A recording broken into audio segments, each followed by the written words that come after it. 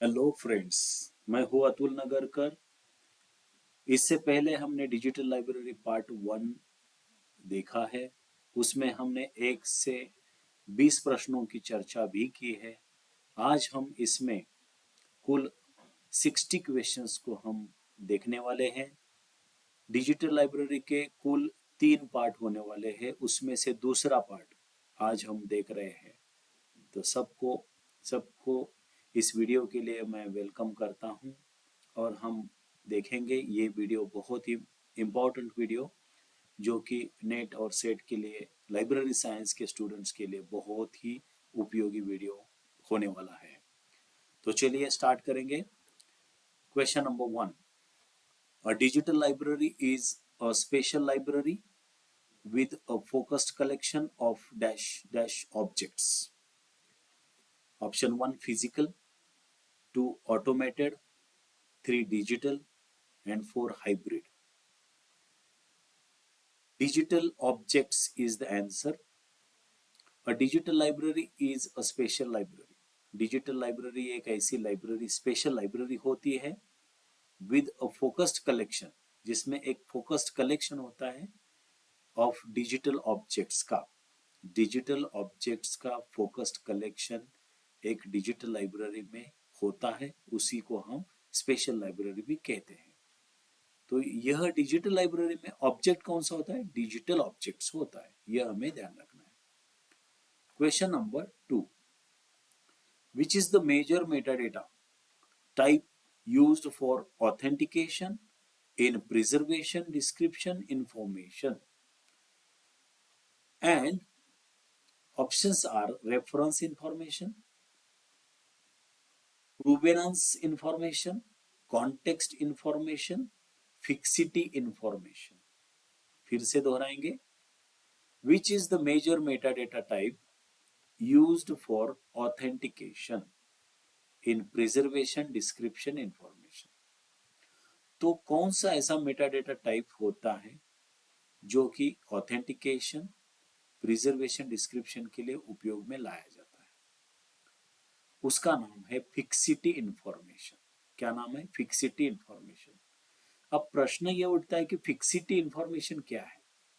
Fixity का मतलब यह है कि fixity means the state of being unchanged और परमानेंट। तो डिजिटल लाइब्रेरी में जो भी ऑब्जेक्ट डिजिटल ऑब्जेक्ट हम रखते हैं वह परमानेंट वैसे ही रहता है, उसमें चेंज होता नहीं है। इस वजह से fixity information is the answer. Question number 3, RAP stand for. RAP किसे कहते हैं? उत्तर है रिपोजिटरी एक्सेस प्रोटोकॉल। पहला ऑप्शन क्या है? रिपोजिटरी अकाउंट प्रोटोकॉल, वो नहीं है।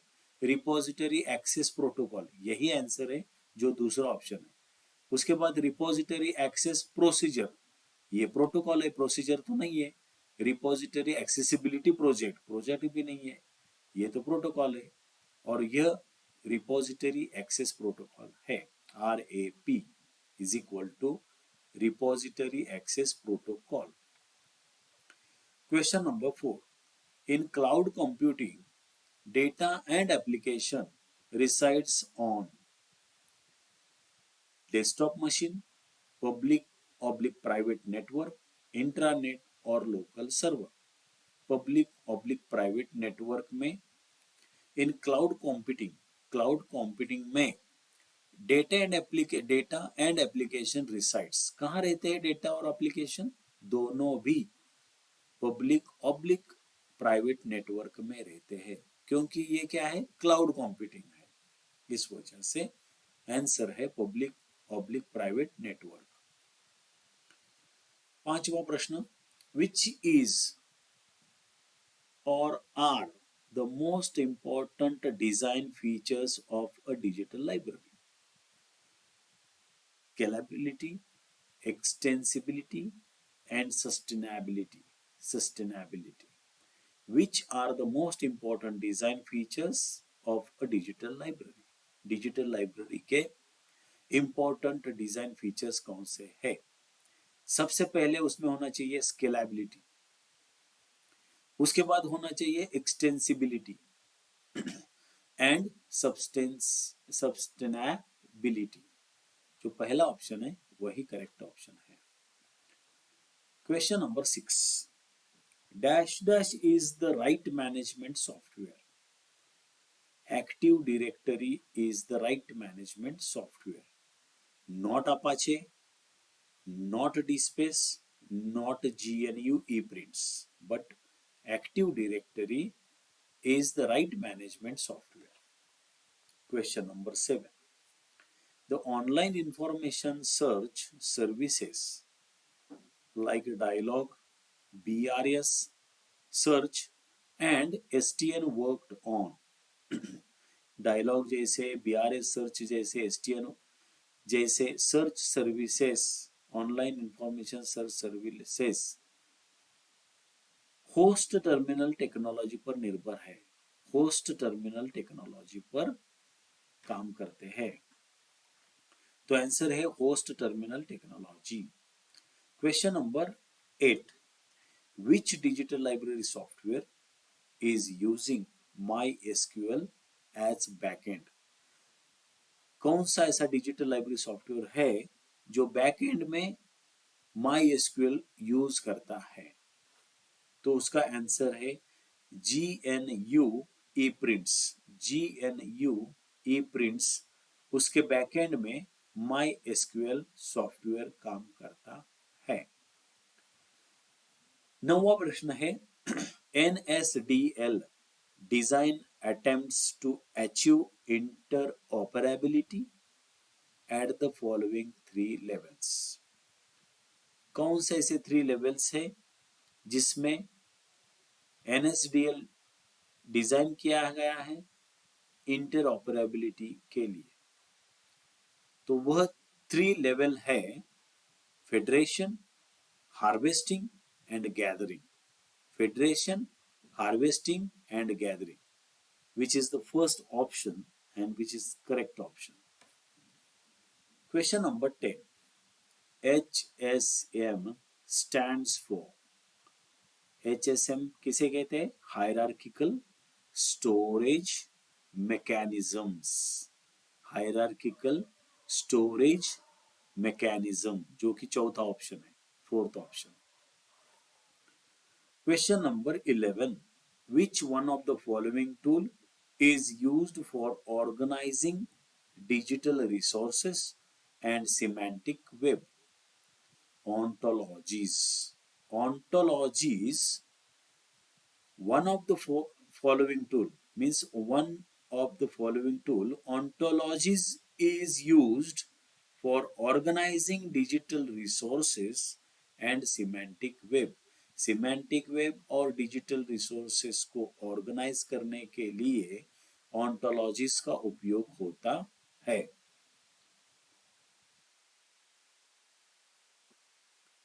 Question number 12, choose the odd one out. Option दिए हैं copyrights, patents, trademarks and thesaurus. तो thesaurus is odd one out, not copyright, not patent, not trademark. Thesaurus is odd one out। मतलब ये तीनों एक प्रकार में है, कॉपीराइट्स, पेटेंट, ट्रेडमार्क्स, और ये थिसॉरस जो है वह अलग प्रकार का है, इस वजह से ऑड है। Question number 13, handle system is an initiative of CNRI। Handle system is an initiative of. Handle system किस इनिशिएटिव का है? CNRI इनका जो इनिशिएटिव है, उन्होंने हैंडल सिस्टम का निर्माण किया है। CNRI is the answer.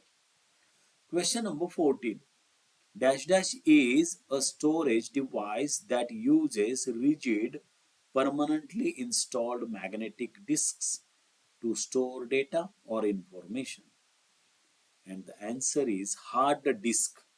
Hard disk is a storage device that uses rigid permanently installed magnetic disks to store data or information। तो हार्ड डिस्क ऐसा स्टोरेज डिवाइस है जिसमें rigid permanently installed magnetic disks होते हैं data और information को store करने के लिए। इसे क्या कहते हैं? हार्ड डिस्क कहते हैं।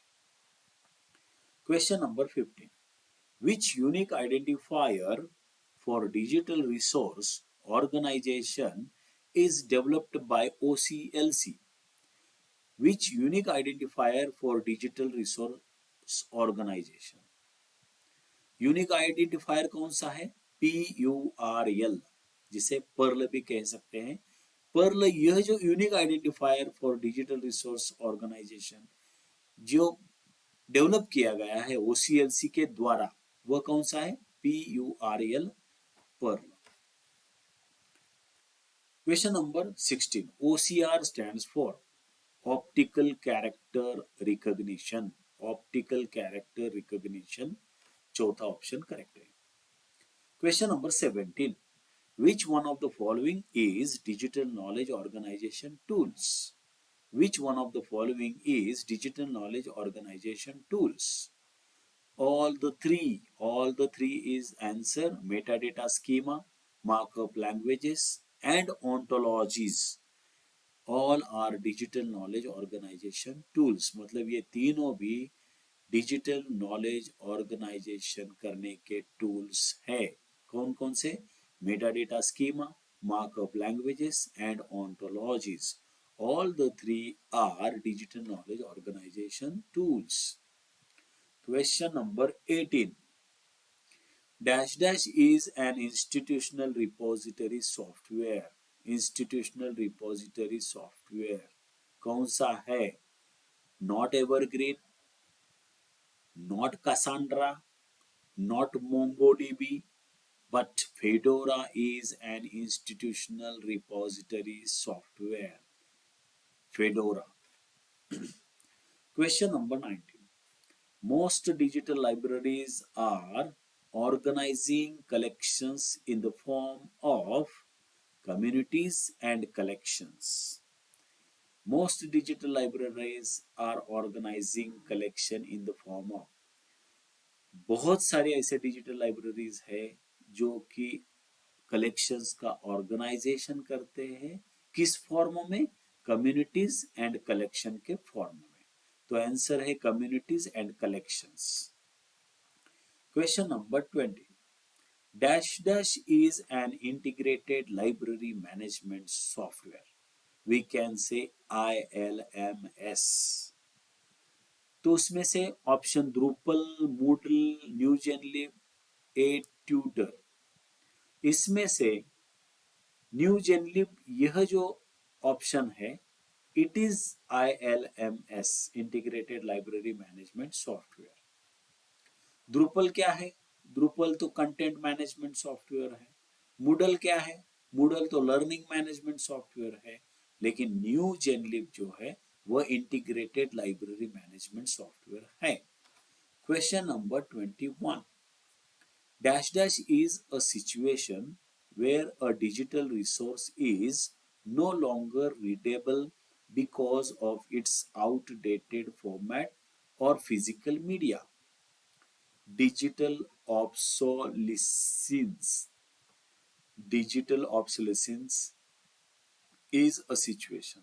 Obsolete होना मतलब वो उपयोग का न रहना, उसको क्या कहते हैं? Obsolescence. Digital obsolescence is a situation where a digital resource is no longer readable because of its outdated format or physical media.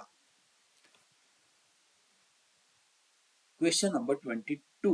Marketing is considered as an exchange process. It usually involves dash and selling. Marketing is considered as an exchange process. It usually involves buying and selling. Marketing is considered as an exchange process. Marketing को consider किया जाता है एक exchange process की हैसियत से। It usually involves buying and selling. Buying selling किस में आता है? मार्केटिंग में आता है। इतना याद रखिए।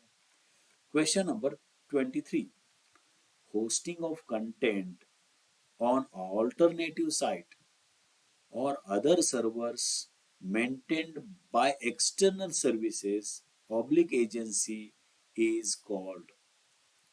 And answer is mirrored hosting. Mirrored hosting. Option number 2, mirrored hosting. Hosting of content on alternative site or other servers maintained by external services agency is called mirrored hosting. ये याद रखिए. Question number 24.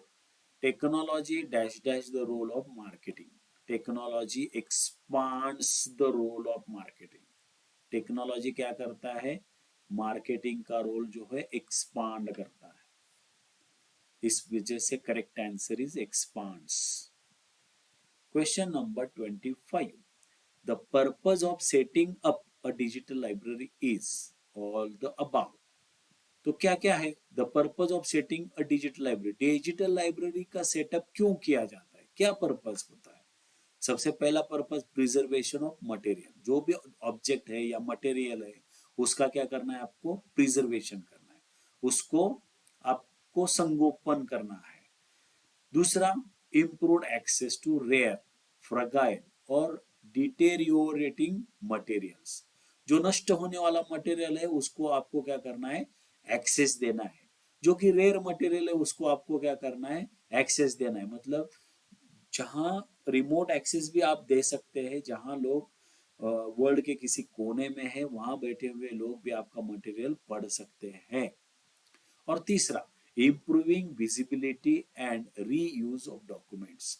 जो भी visibility है, जो document जीर्ण हो गया है, काम में नहीं आने वाला है, वही भी डॉक्यूमेंट आप उसको प्रिजर्व कर सकते हैं और विजिबिलिटी दे सकते हैं, उसको लोग पढ़ भी सकते हैं.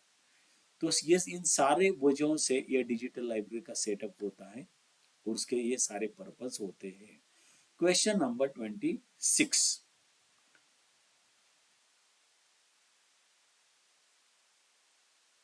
Collection in the dash dash library should have copies of all the documents that are digital, born digital. Collection in the digital library, मैंने यहाँ आंसर ही बताया है, should have copies of all the documents that are born digital. Born digital. इसको फिर से समझेंगे. Collection in the digital library. Digital library का जो कलेक्शन है should have copies of all the documents that are born digital. That are born digital. मतलब जैसे आपने यहाँ पे कलेक्शन, डिजिटल लाइब्रेरी का जो कलेक्शन होता है, अगर born digital should have copies of all the documents that are born digital, मतलब जो भी आप born digitally आप आपका जो कंटेंट है उसको भी आप क्या करेंगे? डिजिटली उसको कलेक्शन बना के रखेंगे. इसे क्या कहते हैं? डिजिटल कलेक्शन कहते हैं. Question number 27. 3 factors that calls for selection of materials for digitization are. 3 factors that calls for selection of material for digitization के लिए जो मटेरियल सिलेक्शन होने वाला है उसके 3 फैक्टर कौन कौन से है?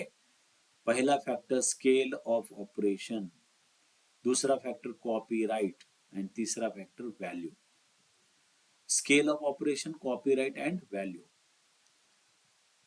उसके आप demand, availability, copyright accessibility, visibility, copyright value and demand, इसको नहीं बल्कि scale of operation, copyright and value को बहुत महत्व देंगे और यही आंसर है. Question number 28. Marketing is not about technology. मतलब मार्केटिंग का मतलब खाली टेक्नोलॉजी से संबंधित नहीं है. It's about people. मार्केटिंग किस के लिए होना चाहिए? पीपल के लिए होना चाहिए. तो correct answer is people. It's about people, not economics, not branding, not money, but it is for people. SWOT, SWOT, SWOT is an acronym for strengths, weaknesses, opportunities, and threats. It is, I might be, it is very simple question. Question number 30. Which of the following function is not included in the traditional functions of libraries? Which of the following function is not included in the traditional functions of libraries? Acquisition. Acquisition function is not included in the traditional functions of libraries. Question number 31. TCP oblique IP protocol supports, किसके लिए support करता है TCP IP? Packet switched networks. Packet switched networks को TCP IP support करता है, ना कि circuit switched network, ना कि मैसेज स्विच्ड नेटवर्क, ना कि ATM asynchronous transmission mode, but TCP IP supports packet switched network. Question number 32. IPR, intellectual property rights, protect the use of information and ideas that are of commercial value, that are of commercial value. IPR protect the use, मतलब IPR इस information को protect करता है, उसका commercial value जो होता है, ideas that are of commercial value को IPR प्रोटेक्ट करता है। तो आंसर है commercial value. Question number 33. HTTP protocol is used for carrying, not carrying. HTTP protocol is used for carrying requests from clients to the server over the World Wide Web. HTTP protocol is used. HTTP protocol इसलिए use में लाया जाता है कि carrying request from client, client के द्वारा जो request आती है उसको कैरी करता है HTTP protocol to the server over the www world wide web, ना कि ईमेल, ना कि गोफर एंड आर्की, ना कि voice over internet, but server over the world wide web is the answer. Question number 34. In India, the library work is protected until 60 years after the death of author. बहुत ही important प्रश्न। कोई book लिखी जाती है तो वह 60 सालों तक, मतलब लेखक के मृत्यु पश्चात 60 सालों तक उसको क्या होता है, कॉपीराइट होता ही है। लेकिन 60 डेथ के बाद, ऑथर की डेथ, उसके बाद 60 साल के बाद वह बुक सबके लिए पब्लिकली अवेलेबल होती है, उस पे कॉपीराइट का राइट होता नहीं है। 60 years after the death of author. Question number 35. Which one of the following standard is not maintained by the OCLC? नीचे एक ऐसा स्टैंडर्ड है जो कि OCLC मेंटेन, वो स्टैंडर्ड नहीं करता है। कौन सा हुआ? Dublin core. Dublin core standard OCLC maintain नहीं करता है, लेकिन MODS, MEDS and BIB1, these standards are maintained by the OCLC. Only Dublin Core is not, that standard is not maintained by the OCLC. Question number 36. Berne Convention 1886, 1886 में जो burn convention हुआ था, is dealt with copyright, copyright से संबंधित वह था burn convention, not a translation, not patent, not standards, but it is related, or it is dealt with copyrights. 37. PRE, premise, MIS, premise and OAIS are two protocols for digital preservation. Premise और OAIS, these two protocols for digital preservation. इतना याद रखना है। Question number 38. TRIPS stands for. TRIPS stands for Agreement on Trade Related Aspects of Intellectual Property Rights. Agreement on Trade Related Aspects of Intellectual Property Rights, जो third number option है वही correct option है। Trips इसलिए form है। Trips में जैसे देखिए, trade related aspect of intellectual property right, IPS intellectual property right, trade related, agreement, ये शब्द उसको जोड़ा गया है, एग्रीमेंट ऑन, तो ये याद रखना होगा। 39 number question, TCP/IP stands for, बहुत ही आसान प्रश्न है, transmission control protocol, TCP transmission control protocol, internet protocol, इसे क्या कहते हैं, TCP/IP, बहुत ही आसान प्रश्न। Question number 40, trademark, all of the above is the answer. क्या क्या है trademark? Trademark is represented graphically, trademark को ग्राफिकली रिप्रेजेंट किया जाता है, जैसे कि टाटा मोटर्स का टाटा, ये टी जो रहता है ना, उसको लोगो कहते हैं, ये ग्राफिकली प्रेजेंट होता है, पहली बात। दूसरी बात, trademark is capable of distinguishing the goods और services of one person from those of others. वो डिस्टिंग्विशिंग गुड्स, डिस्टिंग्विशिंग की जो कैपेबिलिटी होती है वो तो ट्रेडमार्क में होती है। ओके। तीसरी कैरेक्टरिस्टिक कौन सी है ट्रेडमार्क की? ट्रेडमार्क में इंक्लूड्स शेप्स ऑफ गुड्स और combination of colours. All of the above is the answer. Question number 41, Oyster Union Catalog Project was initiated in 2002 by, ये जो यूनियन कैटलॉग प्रोजेक्ट था जिसका नाम है Oyster, 2002 में आया हुआ था, वह किसका इनिशिएशन था? यूनिवर्सिटी ऑफ मिशिगन का इनिशिएशन था, यूनिवर्सिटी ऑफ मिशिगन का इनिशिएशन था। Question number 42, RDN stands for, RDN, Resource Discovery Network, not Resource Description Agency, not Resource Reference Description Agency, not Resource Description and Access, but it is the network, Resource Discovery Network. Option number 2 is correct. Question number 43, Trove Discovery Services is the initiative of, Trove Discovery Services is the initiative of, यह discovery service जो है किसका initiation है, किसने पुढाकार लेके इसको बनाया है? तो देखेंगे national library of Australia, NLA, इनका जो ट्रो डिस्कवरी सर्विसेज है यह किसने बनाया है? National library of Australia, NLA, इनका इनिशिएशन है। Question number 44, which one of the following was started in August 1991, also known as Alamos National Laboratory, LANL, e-print service? And the answer is ARXIV, ARXIV, option number 2, was started in August 1991.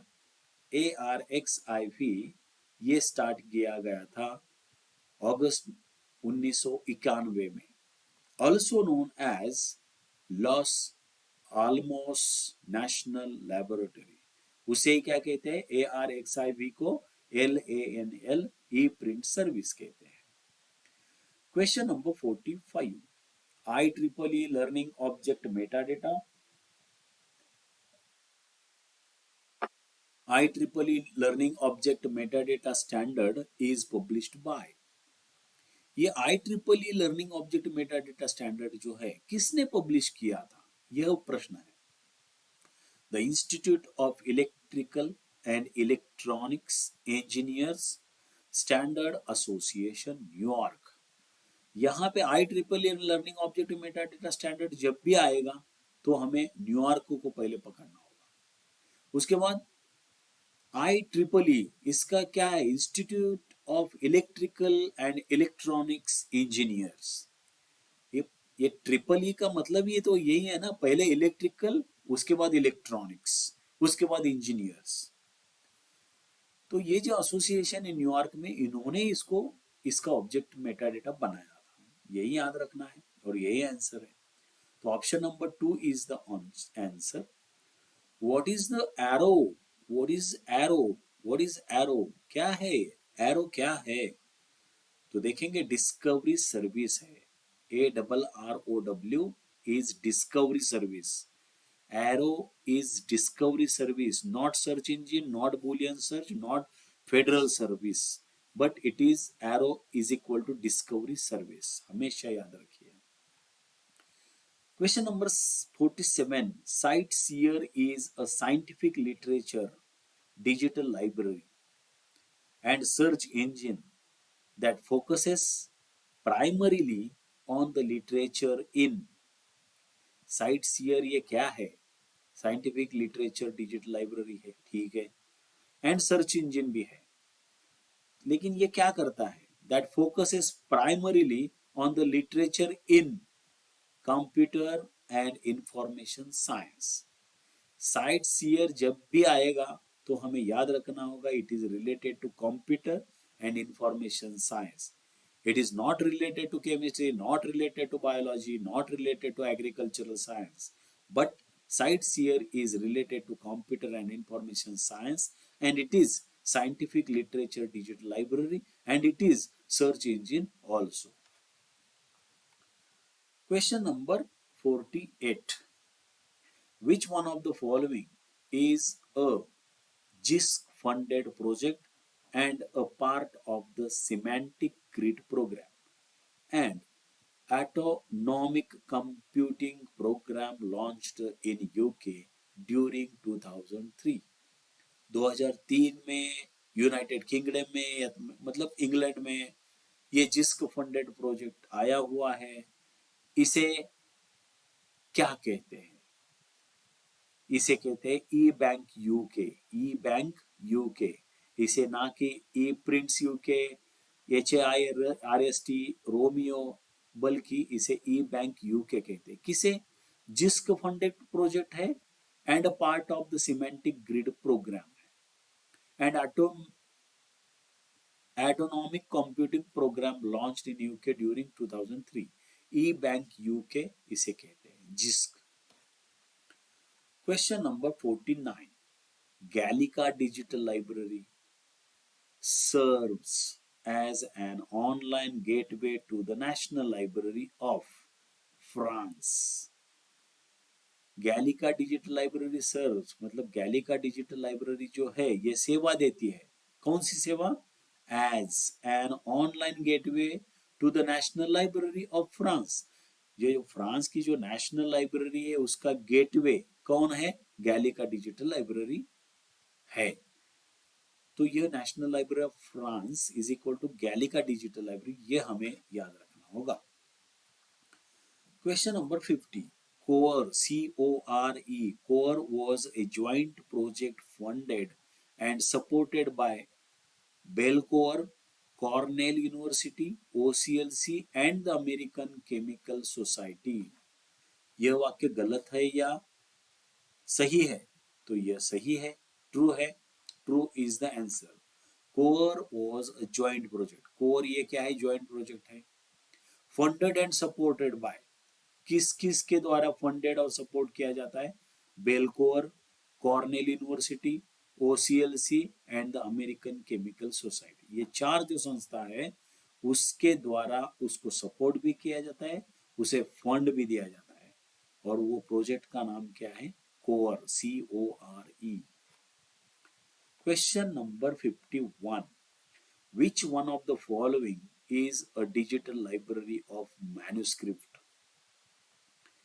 नीचे कुछ चार option दिए हैं, जैसे विज्ञान प्रसार, कला संपदा, NCERT और विद्यानिधि।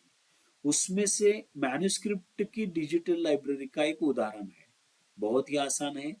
कला संपदा is a digital library of manuscript. कला संपदा यह डिजिटल लाइब्रेरी है, लेकिन यह मैन्युस्क्रिप्ट स्क्रिप्ट की है। मैन्युस्क्रिप्ट यानी हस्तकौशल से, हस्तकौशल उसे कहते हैं manuscript. Question number 52. NPTEL stand for, NPTEL का फुल फॉर्म क्या है? National programme on technology enhanced learning. National programme on technology enhanced learning, बहुत ही आसान। क्वेश्चन नंबर 53, कला संपदा, फिर से आ गया देखो। कला संपदा digital library project is implemented by, कला संपदा यह जो डिजिटल लाइब्रेरी है यह प्रोजेक्ट इम्प्लीमेंटेड बाय किसके द्वारा इम्प्लीमेंट किया गया था? IGNCA, IGNCA, यह याद रखना होगा। Question number 54, dash dash provides e-content in 77 subjects at postgraduate level, और उसका आंसर क्या है? EPG पाठशाला provides e-content in 77 subjects at postgraduate level। Post graduate level के स्तर पर 77 सब्जेक्ट्स का ई कंटेंट प्रोवाइड कौन करता है? 77 ई कंटेंट 77 सब्जेक्ट ईपीजी पाठशाला करता है, तो एक्सेप्टेड आंसर वही है, ईपीजी पाठशाला।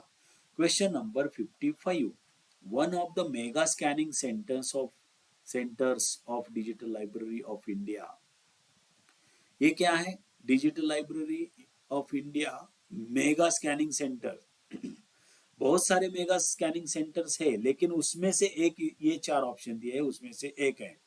तो देखिए आईआईटी दिल्ली है, आईआईटी बॉम्बे है, आईआईटी मद्रास है, लेकिन centre for development of advanced computing Noida, यह जो सेंटर है यह one of the mega scanning centres of digital library of India है। इस वजह से आंसर क्या है? Centre for development of advanced computing Noida. Question number 56, NKRC is implemented by NISCARE, NKRC is implemented by NISCARE द्वारा NKRC implement किया जाता है।